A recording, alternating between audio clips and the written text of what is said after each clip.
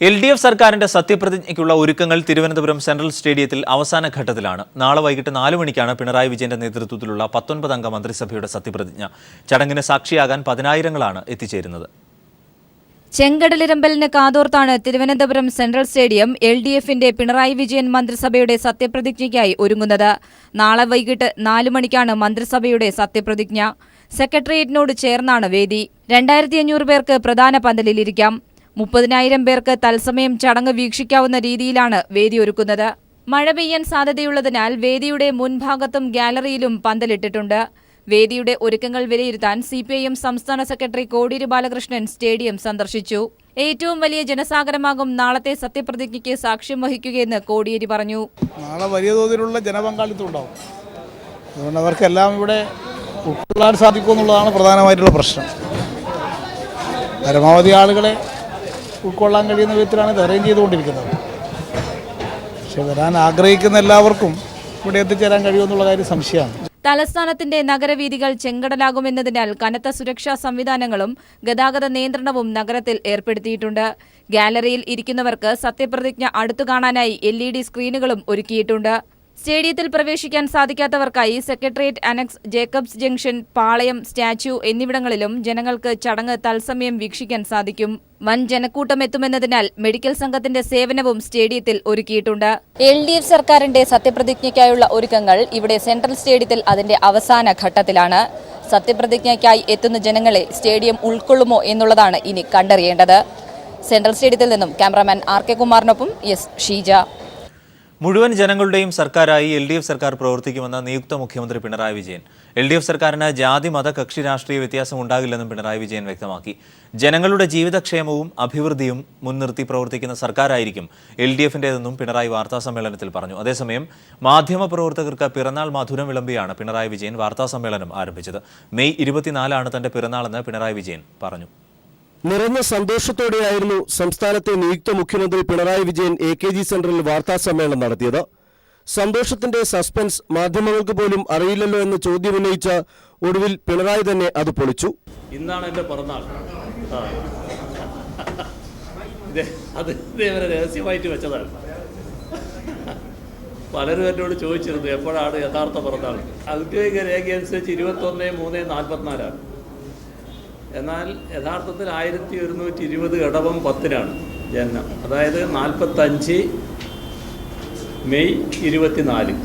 മധുര വിതരണത്തിന് ശേഷം പിണറായി വിജയൻ സർക്കാരിനെ കുറിച്ചുള്ള നിലപാട് വിശദീകരിച്ചു. മുഴുവൻ പൗരജനങ്ങൾക്കും അവകാശപ്പെട്ട അവരുടെ ആകെ സർക്കാരായിരിക്കും നാളെ സത്യപ്രതിജ്ഞ ചെയ്ത് അധികാരമേൽക്കുന്ന സർക്കാർ. അവരുടെ ആകെ ജീവിതക്ഷേമവും അഭിവൃദ്ധിയും മുൻനിർത്തിയാവും നാളെ അധികാരത്തിലെത്തുന്ന സർക്കാർ പ്രവർത്തിക്കുക.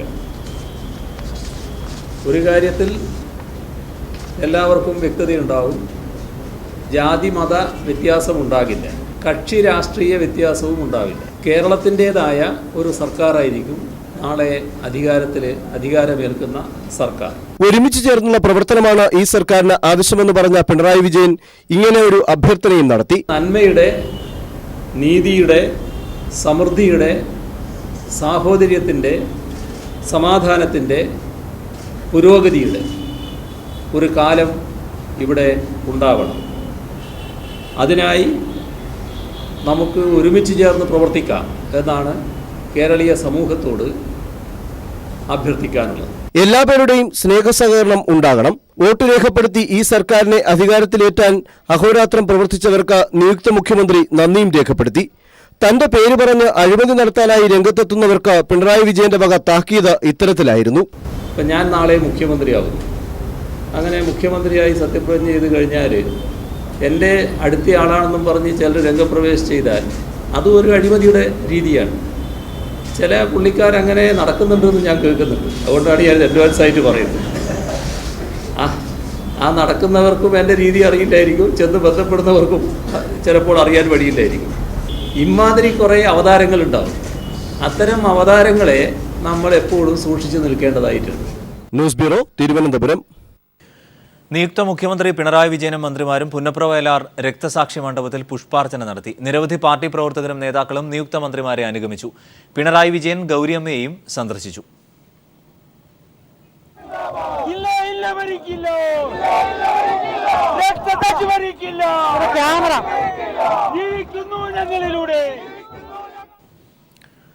നിയമസഭാ തെരഞ്ഞെടുപ്പിലുണ്ടായ നിരാശ മൂലമാണ് RSS ആക്രമണങ്ങൾ അഴിച്ചുവിടുന്നതെന്ന് പിണറായി വിജയൻ പറഞ്ഞു. പാർട്ടി സംയമനം പാലിച്ചിട്ടും RSS ആസൂത്രിതമായി ആക്രമണം നടത്തുകയാണ്. പ്രതികാരം ചെയ്യാനല്ല സർക്കാർ അധികാരത്തിലെത്തുന്നത് എന്നും നിയമത്തിന്റെ കരങ്ങൾ കൂടുതൽ ശക്തമാക്കുമെന്നും നിയുക്ത മുഖ്യമന്ത്രി പിണറായി വിജയൻ പറഞ്ഞു. നാളെ അധികാരമേൽക്കുന്ന ഗവൺമെന്റ് ഏതെങ്കിലും തരത്തിലുള്ള പ്രതികാര നടപടികൾക്ക് വേണ്ടി മാത്രമുള്ളൊരു ഗവൺമെന്റ് ആയിരിക്കില്ല. അങ്ങനൊരു അജണ്ട ഈ ഗവൺമെന്റ് ഉണ്ടാവില്ല. സർക്കാർ ജനങ്ങളുടെ മൊത്തം സർക്കാരാണ്.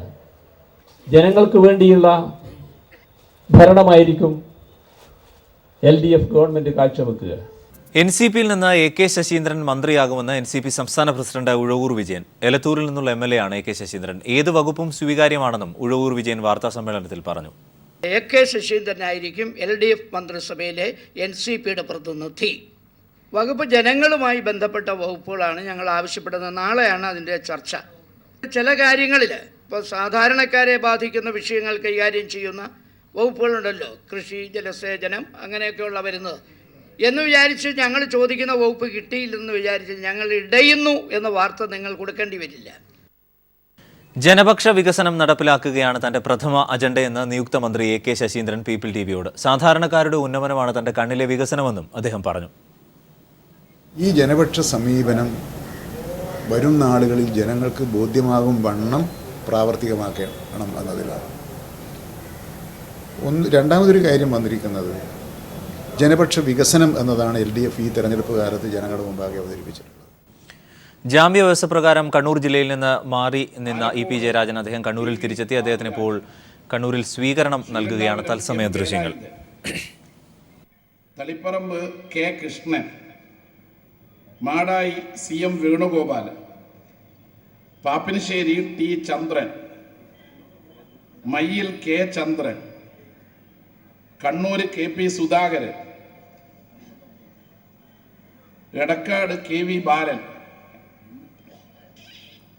Anjarakandy PK Shabareesh Kumar, Pinarayi K Manoharan, Thalassery MC Pavithran, Panoor KK Pavithran master, Koothuparamba K Dhananjayan, Mattannur NV Chandrababu, Iritty Binoy Kurian, Peravoor M Rajan, motor transport employees union PV Krishnan. പിന്നെ ലോക്കൽ കമ്മിറ്റികൾക്ക് വേണ്ടി ഹാരാർപ്പണം നടത്തുന്നുണ്ട്. മണ്ഡല കമ്മിറ്റിക്ക് വേണ്ടി LDF മണ്ഡല കമ്മിറ്റിക്ക് വേണ്ടി Vellora Rajan Kannur, Cherakkal Anilkumar, city Shahanas, town east LC Sathyan, CITU Kannur area committee T Ramakrishnan, IRPCക്ക് വേണ്ടി Ashraf, Pallikkunnu Satheesan, Puzhathi Kadan Balakrishnan, Kakkad Balakrishnan, motor party local committee Jayarajan, Sasi Cherakkal north local committee, spinning mill.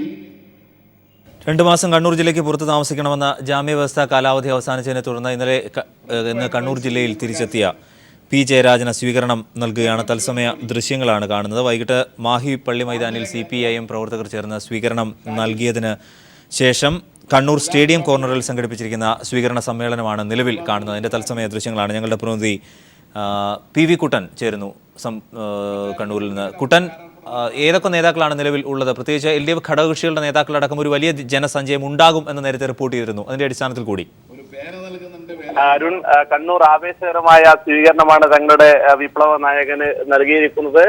വൈകിട്ട് തന്നെ മാഹിയിൽ വെച്ചാണ് പി ജയരാജനെ കണ്ണൂരിലേക്ക് വരവേറ്റത്. നൂറുകണക്കിന് വാഹനങ്ങളുടെ അകമ്പടിയോടുകൂടി ഇരുചക്ര വാഹനങ്ങളുടെയും വലിയ വാഹനങ്ങളുടെയും ഒക്കെ അകമ്പടിയോടുകൂടിയാണ് പി ജയരാജനെ കണ്ണൂർ ജില്ലയിലേക്ക് വരവേറ്റത്. കണ്ണൂർ നടപടി കേസിൽ കോടതിയുടെ ജാമ്യവ്യവസ്ഥ പ്രകാരം കഴിഞ്ഞ 2 മാസമായി കണ്ണൂർ ജില്ലയ്ക്ക് പുറത്ത് താമസിക്കുകയായിരുന്നു പി ജയരാജൻ.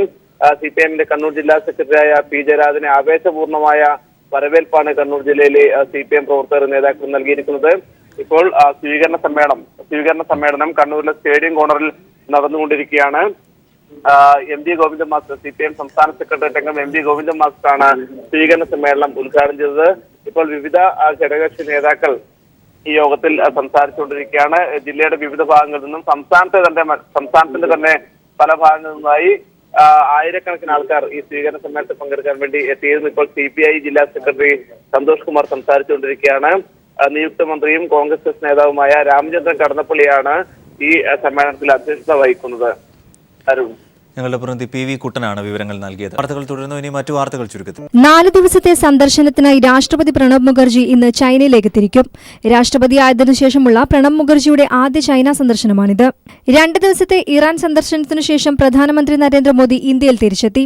ഇന്ത്യയും ഇറാനും തമ്മിൽ ഒപ്പിട്ടത് 12 തന്ത്രപ്രധാന കരാറുകൾ. ഹിരോഷിമയിലെ അണുബോംബാക്രമണത്തിൽ മാപ്പ് പറയില്ലെന്ന് US പ്രസിഡന്റ് ബരാക് ഒബാമ. 27-ന് ഒബാമ ഹിരോഷിമ സന്ദർശിക്കും. സിറിയയിലുണ്ടായ ശക്തമായ ബോംബ് സ്ഫോടനത്തിൽ 148-ലധികം പേർ കൊല്ലപ്പെട്ടു. ആക്രമണത്തിന്റെ ഉത്തരവാദിത്വം ഇസ്ലാമിക് സ്റ്റേറ്റ് ഏറ്റെടുത്തു.